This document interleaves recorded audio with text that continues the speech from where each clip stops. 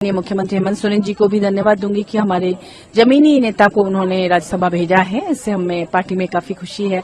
और लेकिन एक दुख इस बात का भी है कि हमारे गठबंधन के 2 प्रत्याशियों की जीत होनी चाहिए थी, आंकड़े थे, लेकिन नहीं हो पाया, हमारे प्रत्याशी जीते।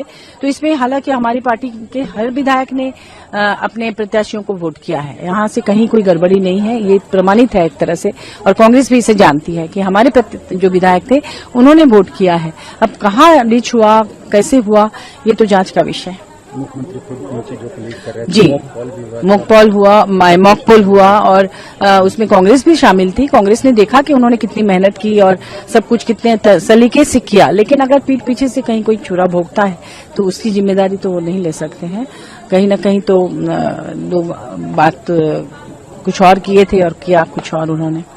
इसकी समीक्षा की जाएगी? हो सकता है कि समीक्षा होनी चाहिए जी, लेकिन अब तो ये ऐसा ही है कि समीक्षा हो या ना हो, जो हो चुका है और पूरे देश में हो रहा है। आपने देखा कि किस तरह से अभी कांग्रेस के 20 सांसदों को तोड़ के भाजपा एनडीए अपने खेमे में ले गई।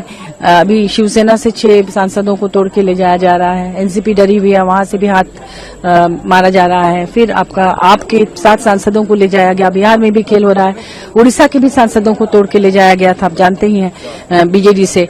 तो ये तो लगातार पूरे देश में भाजपा कर रही है और एनडीए कर रही है, और अभी झारखंड में भी उन्होंने उसे आजमाया। क्या लगता है यहाँ भी खरीद फरोख्त किए गए? यहाँ भी अब क्या हुआ ये तो मैं नहीं कह सकती, क्यों दिया, कैसे उनके आंकड़े इतने कम हो गए। 20 होना बहुत कम है। 2-3 वोट कैंसिल भी हुए हैं। उसमें एक वोट ऐसे कैंसिल हुआ कि उसमें ट्रायंगल बना दिया था किसी प्रत्याशी ने, मैंने किसी वोटर ने ट्रायंगल बना हुआ था, तो ये तो जानबूझ के बनाया होगा।